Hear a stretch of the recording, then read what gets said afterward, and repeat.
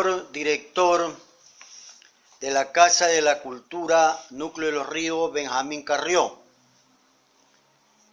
ingeniero Julio León Bazán, señores miembros del directorio de esta institución cultural, invitados especiales, autoridades, público en general.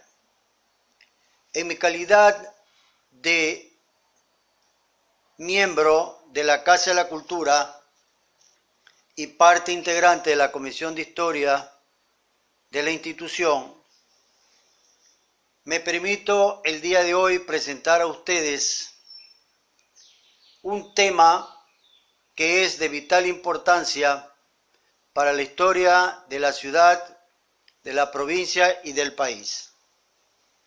Me refiero a la Fundación Española de Santiago del Río Amay, que es el Babahoyo antiguo. Repito, la Fundación Española de Santiago del Río Amay, que es el Babahoyo antiguo. Para poder sostener esta serie de hechos, aseveraciones y testimonios que el día de hoy vamos a tratar, hemos tenido que realizar una investigación profunda durante muchos años y escoger los mejores autores extranjeros y nacionales que han tratado este tema. Desde el cronista de India, Pedro Cieza de León, Balboa, Herrera, hasta la época de don Miguel Aspiazu Carbo, ilustre historiador guayaquileño, José Toribio Medina, un distinguido autor chileno, la doctora Dora León Borja y muchos otros escritores guayaquileños de la década de los años 30 y 40 que analizaron profundamente este tema. Don Modesto Chávez, Camilo de Estruje y otros autores más. Consecuentemente, la historia de Babahoyo está debidamente sustentada en documentos, en hechos, en actas, en testimonios, en probanzas que los propios españoles hicieron en su época y en los libros y textos que fueron recogidos a lo largo de los siglos. La historia de la Fundación Española de Babahoyo del año 1535 comienza en la ciudad de Piura. Así lo he analizado. Comienza en la ciudad de San Miguel de Piura, en el Perú. Allí están los orígenes de nuestra histórica fundación. Francisco Pizarro había llegado a las costas del Perú con una sola preocupación, un solo objetivo: conquistar el imperio de los incas, conquistar el imperio del Tahuantinsuyo por la gran riqueza material que tenía este imperio, porque eso le significaba poder, honor y tierras a favor de la corona y del imperio español. En 1532 Pizarro llega al hermoso valle de Tangará en Piura y allí funda la primera ciudad en América Hispana que se llamó San Miguel de Piura en el año 1532.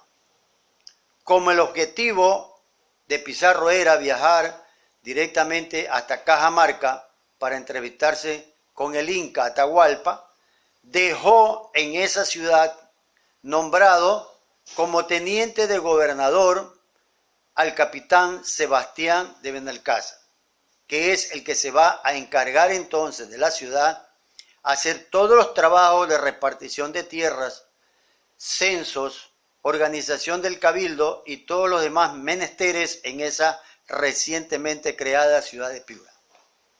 Efectivamente, así se hace.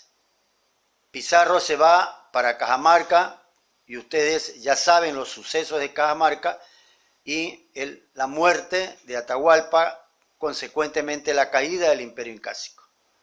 Estando en San Miguel de Piura, Sebastián de Benalcázar recibe la noticia de que desde Guatemala, Centroamérica, había salido una nueva expedición de Pedro de Alvarado, con el objeto de adelantarse a la conquista del reino de Quito. Venía en forma presurosa con esa intencionalidad. Benalcázar entonces organiza su propia expedición, organiza su gente, caballos, armamentos, armas y todo lo demás que fuere necesario. Y aún sin tener el permiso del propio Pizarro, se ve obligado a salir precipitadamente hacia las tierras del reino de Quito. La ruta que sigue Benalcázar es la siguiente. En el mes de febrero, a finales de febrero, sale de San Miguel de Piura, llega a la región de Catamayo, luego pasa a la ciudad de Loxa o Loja en ese entonces, de ahí pasa a Tomebamba, que había sido la sede del gobierno incásico en una época, en la época de Tupac Yupanqui y en la época de Huayna Cápac. Es más, los autores peruanos aceptan el hecho de que Huayna Cápac nació en Tomebamba. De Tomebamba pasó Benalcázar a las tierras de Sicalpa y continuó hasta Quito. Durante toda esta larga campaña, Benalcázar fue atacado y viceversa con las tropas de Rumiñahui y todos los demás rebeldes que impedían el ingreso de los españoles a las tierras de Quito. Nosotros ya sabemos por historia todo lo que pasó entre Atahualpa, entre Rumiñahui, entre Pizarro y Benalcázar. En conclusión, las tierras del reino de Quito fueron conquistadas por Benalcázar. El 15 de agosto de 1534, Diego de Almagro alcanza, se junta con Benalcázar y fundan una ciudad en la llanura de Sicalpa con el nombre de Santiago de Quito. Óigame bien, Santiago de Quito, el 15 de agosto de 1534, con el objeto de que, establecida esa ciudad, ya se había tomado posesión definitiva de estas tierras a favor del gobierno de Francisco Pizarro y no de Pedro Alvarado. La fundación de Santiago de Quito, que es conocida también como Riobamba, se hace entonces presurosa y con ese objetivo, la toma de la posesión inmediata de esos territorios. En esta ciudad se elabora un acta, el acta constitutiva, el acta del Cabildo de Santiago de Quito, en donde se establecen las autoridades, en donde se nombran los miembros del Cabildo, en donde se deja constancia de que se hace un censo con los vecinos y se hace luego el repartimiento de tierras, etc. Se nombran las autoridades y quedan legalmente posesionadas. Esa acta la tenemos nosotros en nuestro poder, la hemos revisada, que es el acta de la fundación de Riobamba.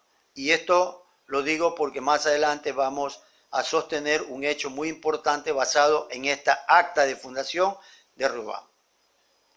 Terminado este propósito, Benalcázar continúa su recorrido, pero recibe la orden de Diego de Almagro mediante un acta del 28 de agosto de 1534, recibe la orden de que debía de fundar otra ciudad diferente a Riobamba, en el sitio exacto donde había sido la capital del imperio de los Quitus, de los Xiris. Es decir, en esa misma capital indígena, en sus ruinas o sobre sus ruinas tenía que fundarse la nueva ciudad. Benalcázar así lo hace, ubica el lugar y allí fundó la nueva ciudad, también llamada Villa de San Francisco de Quito, el 6 de diciembre de 1534. Allí ya queda fundada esta nueva ciudad que lógicamente a través de los siglos pasó a ser la actual capital de nuestra república. La ciudad de Quito se organiza con su cabildo, con sus normas, con sus leyes, con su repartimiento de indios, con el repartimiento de tierras, etc. Benalcázar pasa a ser el primer teniente de gobernador de la ciudad de San Francisco de Quito, el encargado de organizar la ciudad. Allí permanece Benalcázar durante mucho tiempo, en Quito, hasta organizar todo lo que tenía que ver con una nueva expedición que él tenía en mente, hacia el norte, hacia Colombia, hacia las tierras de Pasto y Cundinamarca. Hacia allá era el segundo objetivo que tenía Benalcázar. Pero tenía un pequeño inconveniente. Benalcázar había reunido las riquezas usurpadas del reino de Quito, el oro, la plata y más metales preciosos. Y había recibido la orden de Francisco Pizarro de que se lleve ese tesoro inmediatamente al Perú.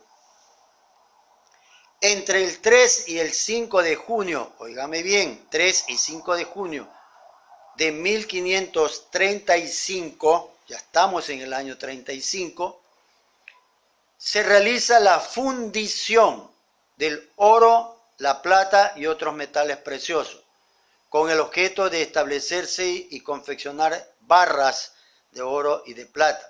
Y este botín llevarlo hacia el Perú, específicamente hacia San Miguel de Piura, para entregárselo al marqués Francisco Pizarro. Una vez que se realiza la fundición del oro y la plata, Benalcázar organiza su expedición de regreso a San Miguel de Piura.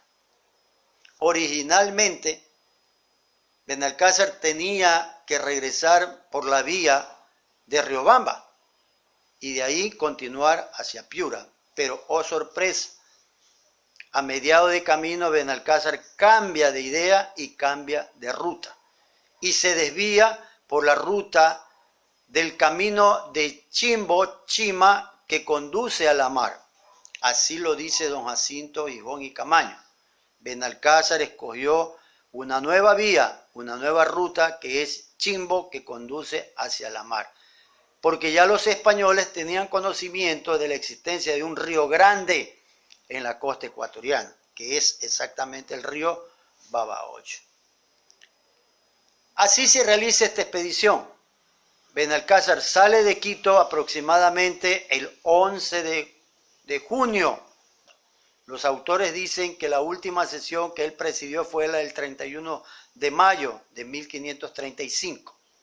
Consecuentemente, él sale el 11 de junio de 1535, sale hacia la costa, a cumplir con otra tarea también, la de fundar un puerto para Quito. Óigame bien, un puerto que permitiese salir todos los productos de lo que era el reino de Quito, que más tarde se convierte en provincia de Quito y más tarde se convierte en Real Audiencia de Quito. Todos esos productos, mercancías, bajaban justamente por la costa ecuatoriana, salían hacia el mar y eran llevados hacia la península ibérica, hacia la madre patria España. Ese era el sistema colonial. Por eso es que España se enriquecía con todos los productos y mercancías de sus colonias en América. El 11 de junio sale Benalcázar de Quito, toma rumbo por la cordillera del Chimbo y baja por ese camino. Pero aquí debo de aclarar otra cosa. La doctora Dora León en su obra dice muy claramente que acompañaba a Sebastián de Benalcázar un conquistador español llamado Hernán Sánchez Morillo, que había sido designado encomendero. Él era regidor del Cabildo de Quito y fue nombrado encomendero de las tierras en la costa ecuatoriana para que haga repartimiento de indios y tome posesión de todas aquellas tierras que iban a ser conquistadas en la costa ecuatoriana, en el llano, como decía. Hernán Sánchez Morillo, según la historia peruana, cuya copia también la tenemos, le llamaban el volteador, es decir, un dominador de caballo que usaba su fuerza bruta para poder dominar a estos animales y poderlos pues utilizar posteriormente, el volteador. Yo resalto este hecho porque este personaje es muy importante para la historia de nuestra ciudad, de nuestro cantón y de nuestro país. Benalcázar pasa por la cordillera del Chimbo y llega a la región de Chilintomo, aproximadamente el 20 de junio de 1535. Óigame bien, 20 de junio de 1535 ya está Benalcázar con su gente, con sus tropas apostado en la región de Chilintomo, al pie del río Quilintro o Chilintomo. Y la historia nos dice que Benalcázar, para tomar posesión de estas tierras, fundó un pueblo que se llamó la Cruz de Chilintomo en esa época. La Cruz de Chilintomo. La villa de San Francisco de Quito elabora un acta relacionado a estos hechos. Esta acta tiene fecha 28 de junio de 1535, que también reposa en nuestro poder. Y en esa acta se detalla exactamente la posesión, la toma de estos territorios de Chilintomo, Amay, Pimocha. Es decir, lo que ahora es el cantón Babahoyo. En Chilintomo se realiza este acto posesorio y se levanta esta acta del 28 de junio, en donde se establece justamente a Chilintomo y todos sus anejos, o sea, territorios anexos, se lo establece como límite en la parte suroccidental de la villa de San Francisco de Quito. Una vez tomada la posesión por parte del encomendero Hernán Sánchez Morillo, otros libros dicen Fernán Sánchez Morillo, es el mismo, él realiza el repartimiento de indios y se establece allí entonces oficialmente un pueblo que se llamó el pueblo de la Cruz de Chilintomo. Y el acta que señala ese hecho es la del 28 de junio de ese mismo año, que reposa también en los archivos del Cabildo de Quito y que la tenemos debidamente certificada por ese cabildo. Dice don Miguel Aspiazu Carbo en su obra Fundaciones que hubo una dilación, una espera entre el mes de junio y el mes de julio.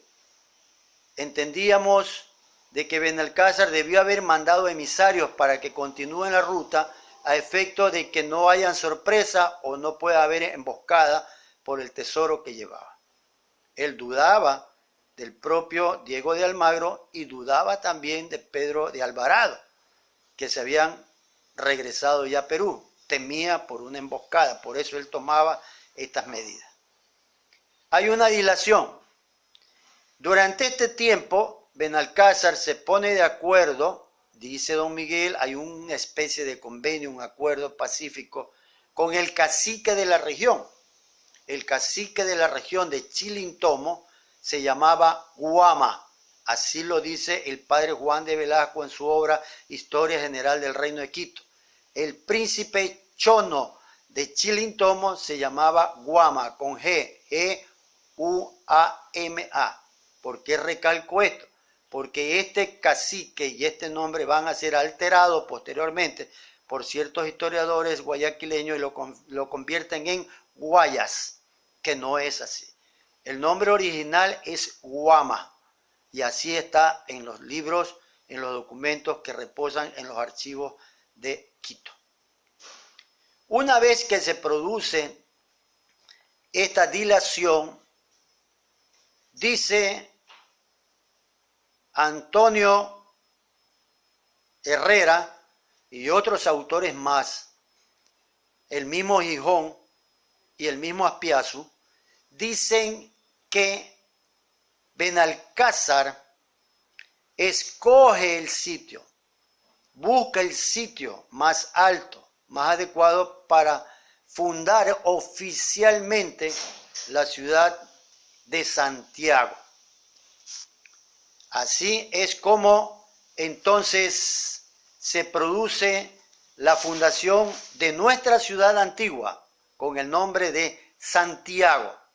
pongámoslas entre comillas, Santiago. ¿Por qué este nombre? Porque los españoles a todas las ciudades que ellos fundaban en su reino le ponían este patronímico llamado Santiago, que es el patrono religioso de España, Santiago el Mayor. Ustedes saben la historia bíblica de Santiago, que realizó una actividad evangelizadora en las tierras de España y ahí se quedó. Y posteriormente España lo convirtió en su patrono religioso. Pues el nombre de Santiago era puesto a todas las ciudades que iban fundando los españoles. Para poner un ejemplo, Santiago de Cuba, Santiago de Chile, Santiago de Quito, que es Riobamba, y muchas otras ciudades más que se les puso el nombre de Santiago. Entonces, el 25 de julio de 1535, óiganme bien esta fecha, 25 de julio de 1535, Sebastián de Benalcázar, realizando una ceremonia solemne, trascendental y formal, realiza la fundación de la ciudad de Santiago junto al río Amay. El río Amay es el río Babahoyo, junto al río Amay, y por lo tanto se constituye en la ciudad de Santiago del río Amay. Y don Miguel Azpiazu precisa el sitio y dice que es en el estero de Dimas.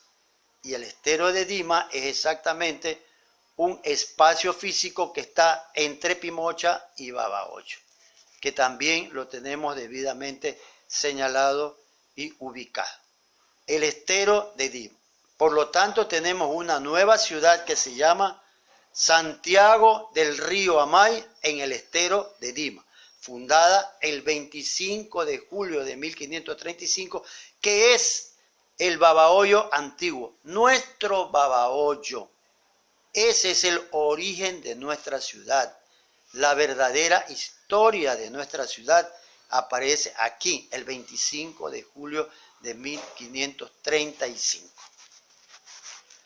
Una vez fundada esta ciudad, una vez organizada, hay un autor que dice que justamente esta ciudad recientemente creada tuvo problemas luego con los indígenas.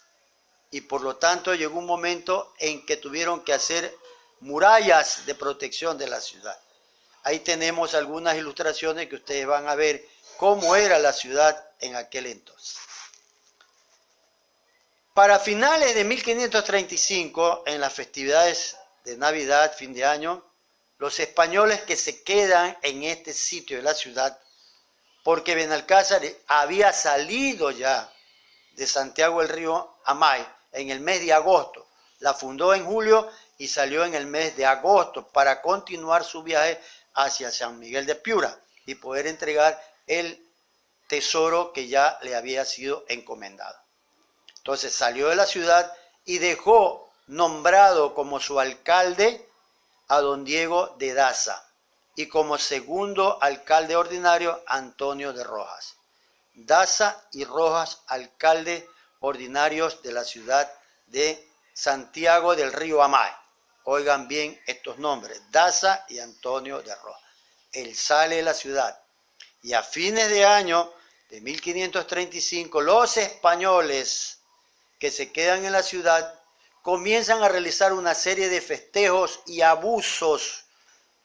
Roban propiedades, roban maíz, sustraen una serie de cosas de las aldeas de los indios del lugar y lo peor es que violan a las mujeres propias de los indígenas de este sector. Abusan de las mujeres, abusan de las propiedades, hacen destrucción. Consecuentemente, esto enerva el carácter del hombre chono de Chilintomo y de Amay y comienza a fraguarse una rebelión contra los españoles. El 6 de enero de 1536, oigan bien esta fecha, 6 de enero de 1536, se produce la rebelión de los chonos. Los chonos de Chilintomo y Amay atacan a la ciudad recién creada, llamada Santiago. la destruyen, la queman parcialmente y matan a más de la mitad de los españoles que estaban residiendo en ese lugar. Mientras tanto, ya Benalcázar había llegado a Piura y había procedido a la entrega de todos estos tesoros a Francisco Pizarro. Y entendemos también que entregó los documentos, las actas y todo aquello que tenía que ver con las fundaciones, tanto de Riobamba, de San Francisco de Quito y todos los pueblos que se habían creado a lo largo de su camino. Guambato, La Tacunga, el mismo San Miguel, acá tenemos Chilintomo y tenemos Santiago del Río Amay, Babahoyo antiguo. Estimo que todos esos documentos debieron haber sido entregados a Pizarro para poder justificar, para poder llevar una prueba fehaciente de todas sus actividades que hizo aquí en los territorios del Reino de Quito.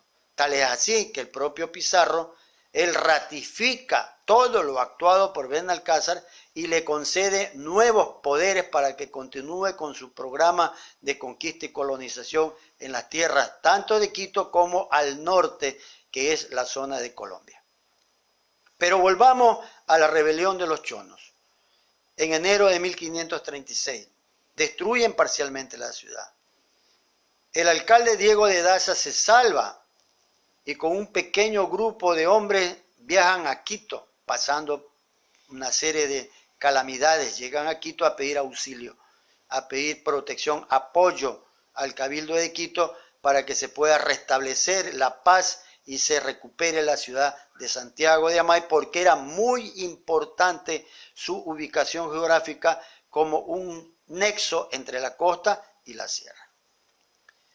Sale de Quito don Diego de Tapia con otro grupo de españoles para realizar la reconquista, para realizar la recuperación de la ciudad de Amay y también darle un ejemplo, un castigo a los indígenas del sector por lo que habían hecho.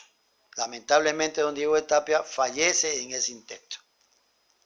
Francisco Pizarro se entera de esta ingrata noticia, de que la ciudad de Santiago del Río Amay había sido atacada y nombra a un nuevo capitán, Hernando de Saera, para que él venga de Perú hacia la región del Amay, óiganme bien, a la región del Amay, para poder restablecer la ciudad, para poder pacificar la ciudad y para hacer nuevos repartimientos de indios. Hernando de Saera viene a esta región del Amay y realiza su labor. Comienza un proceso enérgico de pacificación. Mueren muchos indígenas, otros son dominados por las buenas y aceptan el dominio español. Consecuentemente, hay un acuerdo incluso entre Saera y los indios de que posteriormente van a respetar las propiedades de estos indígenas y que incluso iban a traer sus propias mujeres españolas para evitar este contacto con las indígenas del lugar. Así se hace.